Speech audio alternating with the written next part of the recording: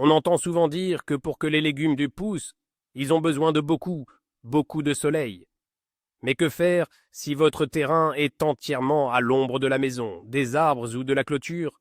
Cela signifie-t-il qu'on ne peut pas espérer récolter de bons légumes frais chez soi? Aujourd'hui, nous allons démystifier ce mythe populaire. Vous découvrirez 7 légumes étonnants qui ne se contentent pas de tolérer l'ombre, mais s'y sentent parfois mieux. Préparez-vous à être surpris, car vous cultivez probablement certains d'entre eux dans un endroit qui ne leur convient pas du tout.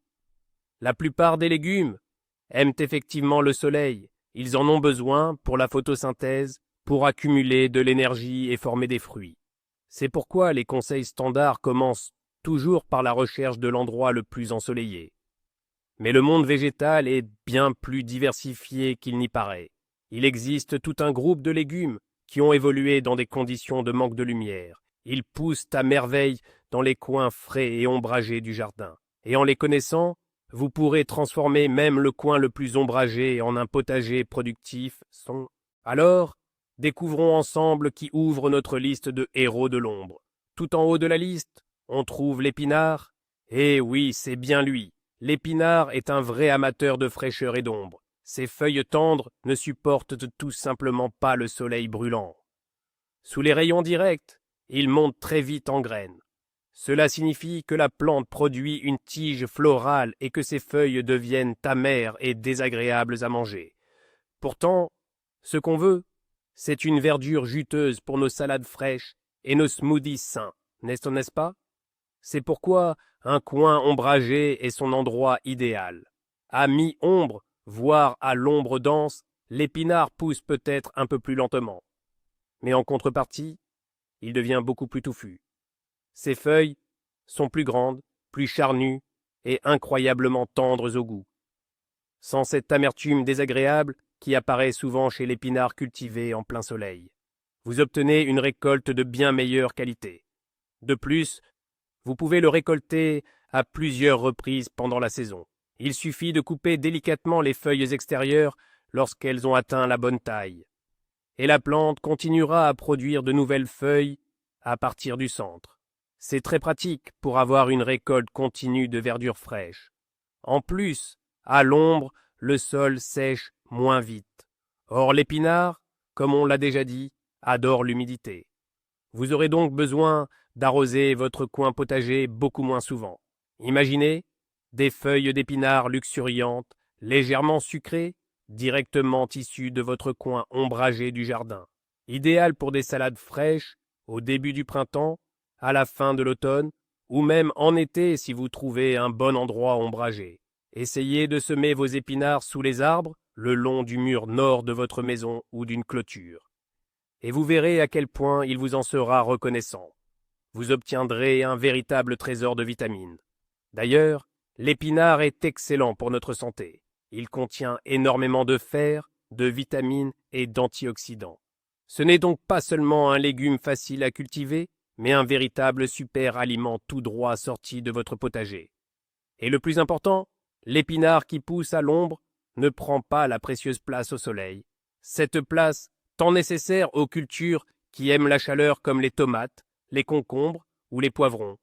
C'est pourquoi l'épinard mérite amplement sa première place dans notre liste de légumes qui aiment l'ombre. Essayez simplement de lui réserver un petit espace ombragé. Et vous constaterez par vous-même à quel point une récolte d'épinards peut être délicieuse et abondante lorsqu'ils sont cultivés dans les bonnes conditions. Passons maintenant à notre deuxième sujet. Il s'agit de la laitue. Oui, cette laitue toute simple que vous achetez au supermarché. Tout comme les épinards, elle préfère les conditions plus fraîches. Le soleil intense et brûlant peut être un véritable problème pour la laitue. Qu'arrive-t-il à la laitue en plein soleil? D'abord, les feuilles deviennent dures. Ensuite, et c'est sans doute le plus désagréable, elles peuvent devenir amères. Avouons-le, une laitue amère, ce n'est vraiment pas ce qu'on souhaite récolter de son potager. L'amertume, elle est causée par le stress de la chaleur et de la lumière intense. De plus, en plein soleil, la laitue monte en graines très rapidement. Elle commence à former une tige florale et aussitôt les feuilles perdent leur goût délicat et leur texture tendre. La plante se concentre alors sur la reproduction au lieu de produire de la masse verte. En revanche, en demi-ombre ou à l'ombre, la laitue s'épanouit parfaitement. Les feuilles poussent juteuses, tendres et surtout sans amertume. La récolte peut être étalée sur une période beaucoup plus longue. La plante ne se presse pas de monter en graines et continue de produire des feuilles. Vous pouvez récolter les feuilles progressivement, au fur et à mesure de vos besoins. Coupez les feuilles extérieures et le pied continuera de pousser. Cela vous garantit de la verdure fraîche pour vos salades tout au long de la saison. D'ailleurs, à l'ombre, vous pouvez planter de la laitue, même en été. Alors qu'en plein soleil, pendant les mois chauds, il est quasiment impossible de la faire pousser sans qu'elle monte rapidement en graines. Vous obtiendrez des rosettes de feuilles plus grandes et plus fournies. Choisissez un endroit pour votre laitue, sous des arbres de jardin où elle n'aura du soleil que le matin ou le soir. Ou plantez-la à côté de cultures plus hautes qui lui fourniront de l'ombre pendant les heures les plus chaudes de la journée. La laitue ne demande pas beaucoup d'espace et est parfaite pour la culture en pot, même sur un balcon ombragé. Assurez-lui simplement un sol meuble et des arrosages réguliers, et elle vous récompensera par une récolte abondante de verdure savoureuse et tendre. C'est un autre excellent candidat pour votre potager à l'ombre, idéal pour les débutants. Notre troisième invité dans la catégorie plante d'ombre, c'est la roquette. Cette herbe piquante, au goût de noix et de moutarde, n'apprécie pas non plus le plein soleil et la chaleur. Comme pour les épinards et la laitue, l'exposition directe la fait rapidement monter en graines. Les feuilles deviennent alors dures, fibreuses et trop piquantes, parfois même franchement amères. Pourtant, on cultive la roquette pour ses feuilles tendres et parfumées. Et pour les obtenir dans les meilleures conditions, la culture à l'ombre est idéale. En pleine ombre, ou même à mi-ombre, elle pousse certes moins vite qu'au soleil, mais ses feuilles deviennent plus grandes, plus charnues. Elles conservent leur texture délicate et leur saveur agréable bien plus longtemps. Le piquant est là, oui, mais il est plus doux, sans cette agressivité brûlante ni l'amertume. Vous pourrez ainsi récolter votre roquette tout l'été à partir d'un seul plant.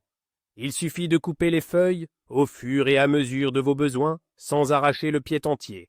La roquette repoussera sans cesse, vous offrant de nouvelles pousses fraîches. C'est parfait si vous aimez l'ajouter dans vos salades, vos plats de pâtes ou sur vos pizzas. Plantez la roquette dans un endroit où le soleil ne passe que quelques heures par jour. Par exemple, à l'est ou à l'ouest d'un mur, ou encore sous des arbres dont le feuillage n'est pas trop dense. L'ombre présente un autre avantage de taille, elle maintient le sol humide plus longtemps.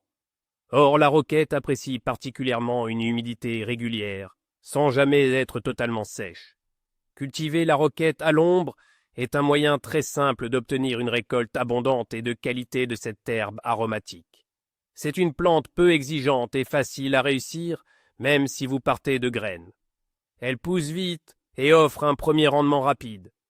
Souvent, dès 3 à 4 semaines après le semis, vous pouvez déjà cueillir vos premières dattes et feuilles.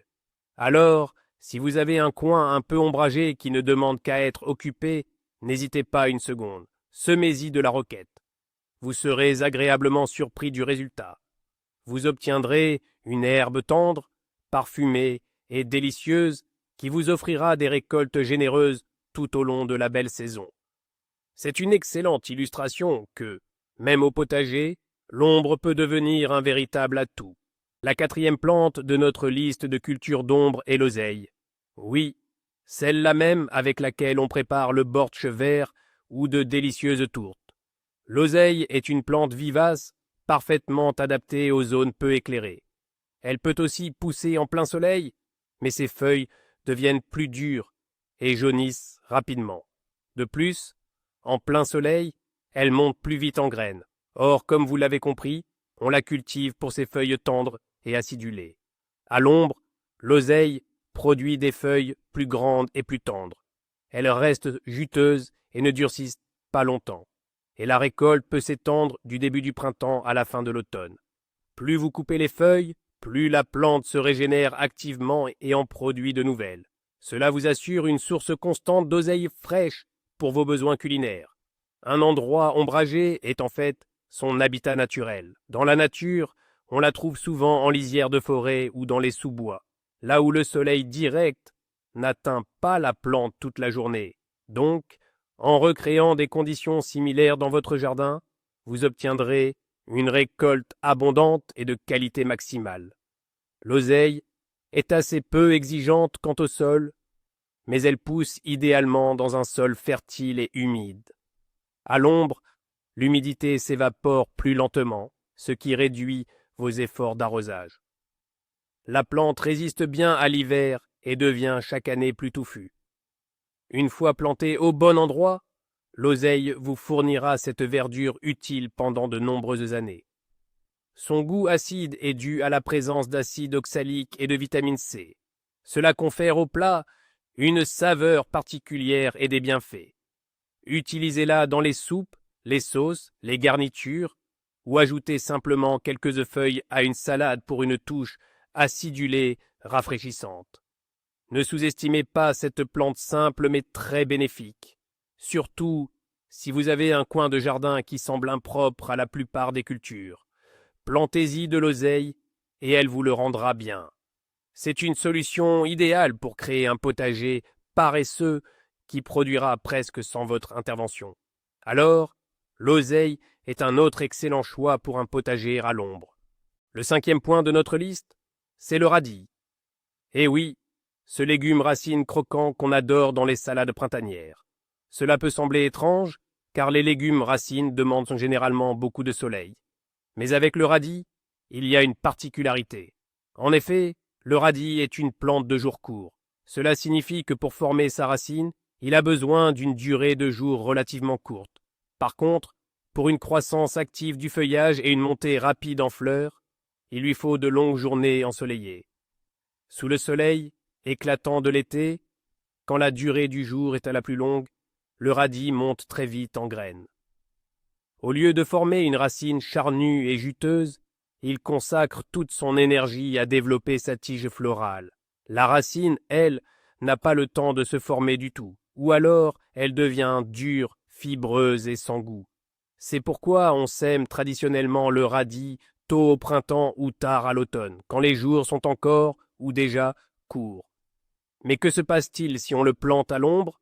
À l'ombre, la durée du jour est comme raccourcie pour la plante. Et cela stimule le radis à former sa racine plutôt qu'à développer ses feuilles et sa tige florale. Certes, à l'ombre, le radis ne pousse pas aussi vite qu'en plein soleil, mais les racines deviennent plus grosses, plus juteuses et plus croquantes. Sans cette amertume et cette dureté qui apparaissent souvent chez les radis cultivés en conditions chaudes et ensoleillées. De plus, à l'ombre, le sol reste humide plus longtemps. Or, le radis est très sensible au dessèchement du sol. Un manque d'humidité rend les racines petites et amères. Planter le radis à l'ombre peut donc être une excellente solution pour obtenir une récolte de qualité même pendant les mois d'été. Choisissez un emplacement où le soleil ne brille pas plus de 4 à 5 heures par jour. Par exemple, sous le feuillage clair d'arbres ou du côté ouest de la maison. Cela vous permettra de prolonger la saison de récolte du radis. Vous obtiendrez des racines fraîches et croquantes non seulement au printemps et à l'automne, mais aussi pendant les chaudes journées d'été. N'hésitez pas à essayer différentes variétés de radis. Certaines sont plus résistantes à la montée en graines, mais même celles-ci donneront de meilleurs résultats à la mi-ombre.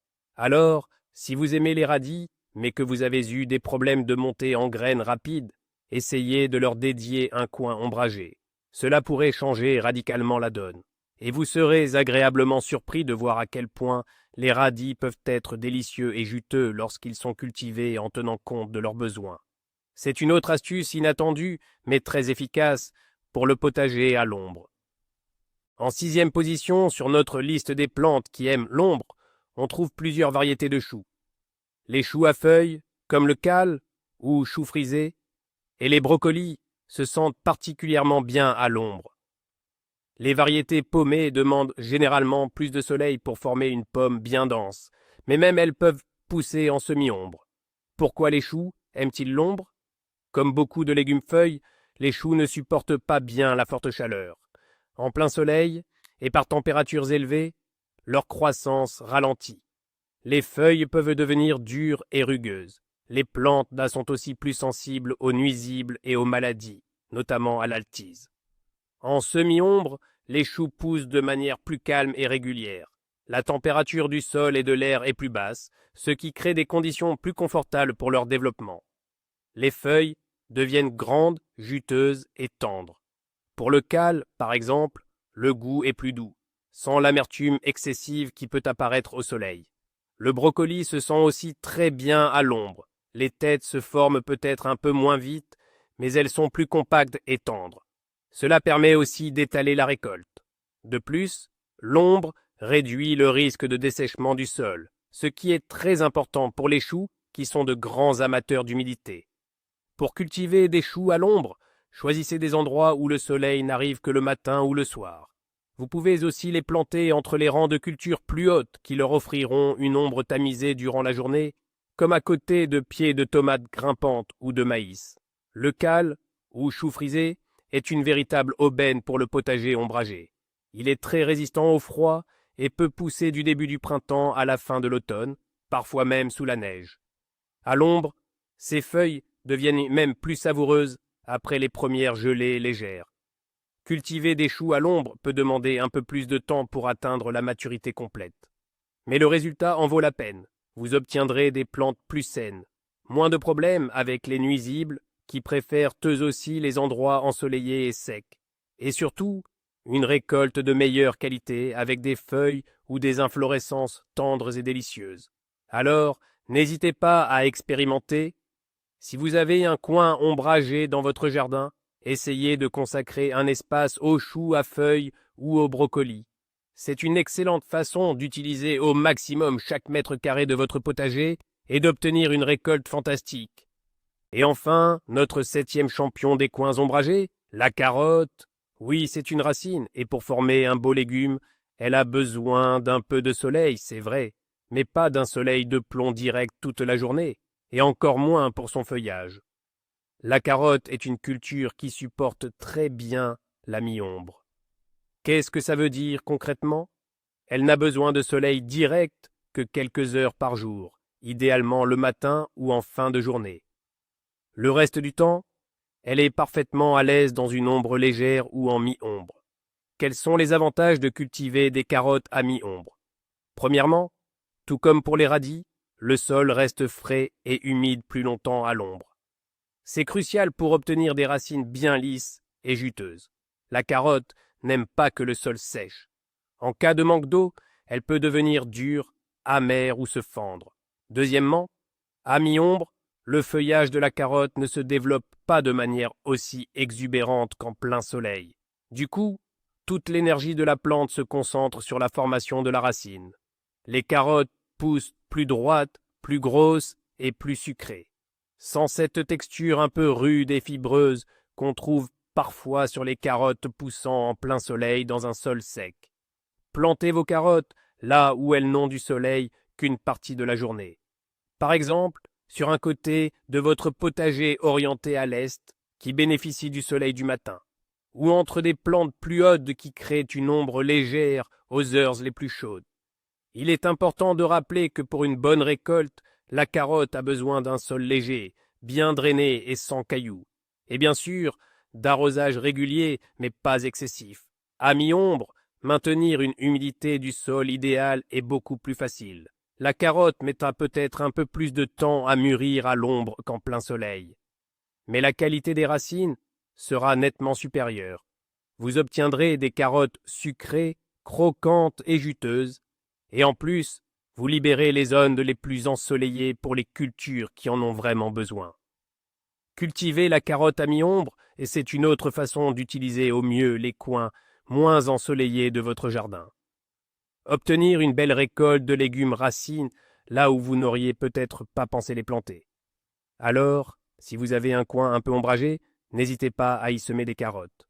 Vous pourriez être agréablement surpris par le résultat et le goût de votre récolte. Le plus surprenant avec ces légumes, c'est qu'à l'ombre, ils donnent souvent des feuilles plus tendres et juteuses. Ils sont moins stressés par la chaleur et le soleil direct. Quant aux légumes racines, Comme les radis et les carottes, ils poussent moins fibreux si le soleil ne dessèche pas trop vite la terre. Les zones ombragées du jardin, ce n'est pas un problème, mais une opportunité de cultiver des récoltes qui, en plein soleil, auraient pu simplement brûler ou devenir insipides. Essayez de planter ces légumes là où apparemment rien ne pousse. Et vous ne le regretterez pas, c'est sûr. Nous espérons que cette vidéo vous a été utile et a ouvert de nouveaux horizons pour votre jardin. Merci d'avoir regardé jusqu'au bout. N'oubliez pas de vous abonner à la chaîne pour ne pas manquer nos autres conseils utiles pour les jardiniers amateurs. Mettez un like si vous avez appris quelque chose de nouveau. Et maintenant, la question la plus importante, quels légumes avez-vous déjà essayé de cultiver à l'ombre? Ou peut-être, lequel de ces 7 héros a été pour vous la plus grande découverte? Dites-nous tout ça dans les commentaires, pays.